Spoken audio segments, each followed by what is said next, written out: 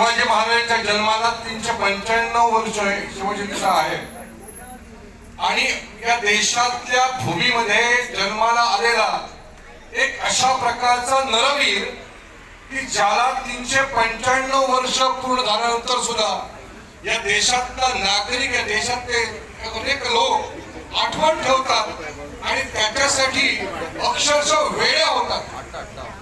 कारण या भूमीमध्ये जे या ठिकाणी हिमालयापासून कन्याकुमारी पर्यंत आणि कच्छ पासून काराकोरम पर्यंत ज्या ज्या ठिकाणी भारत भूमी म्हणून ओळखली जाते त्या संपूर्ण भारताच्या भूमीमध्ये शिवाजी महाराज असं म्हटल्यानंतर प्रत्येकाच्या अंगावरती रोमांच उभे राहतात आणि रक्त सळसळ लागतं. याचं कारण असं आहे, या भारताच्या भूमीमध्ये आल्यानंतर त्यांच्या बालपणामध्येच त्यांनी त्या कालखंडामधल्या लोकांच्या समस्या आणि त्या कालखंडातल्या लोकांचे प्रश्न याची जाणीव झाली आणि नंतरच्या कालखंडामध्ये आपल्या नंतर सुद्धा या देशातल्या समाजाला दुःख पोचू नये, त्याच्या समस्यांचं निराकरण व्हावं यासाठी तळमळणारा आणि दृष्टी ठेवून योजना बनवणारा राजा म्हणजे शिवछत्रपती आहे. लक्षात घेतलं म्हणजे त्याला काय युगदृष्टी म्हणतात.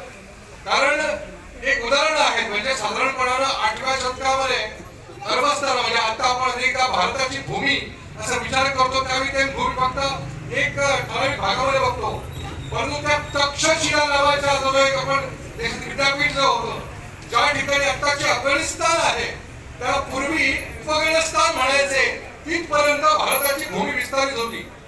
आणि अशा भूमीमध्ये ज्या ज्या वेळी इस्लामाचा पाय लागले आणि साधारणपणे 13व्या शतकापासून 17व्या शतकापर्यंत इस्लामाच्या या निर्दयी अशा प्रकारच्या राजवटीनं या भारतातल्या हिंदू समाजावरती वरवंटा फिरवला, या देशातली मंदिरं तोडली, या देशाचा इतिहास समूळ नष्ट केला, या देशातल्या बायकांना पाठवलं गेलं तर जनाघातामध्ये ठेवलं. ही अशी परिस्थिती असताना ज्या ज्या वेळी भारताच्या भूमीमध्ये असे राजे आले आणि संघर्ष केला त्याचं अनेक उदाहरण आहेत. राणा प्रताप असतील, राणा संगा असतील, पृथ्वीराज चव्हाण असतील, या सगळ्यांनी संघर्ष केला. या देशातल्या सगळ्या राजांनी कधीही अशा प्रकारची गुलामगिरी सहन केली नाही, परंतु ते सहन न करताना एक वेगळी योजना न बनवता एक प्रकारचा कायम प्रयत्न केल्यामुळे कायम अपयशी झाले.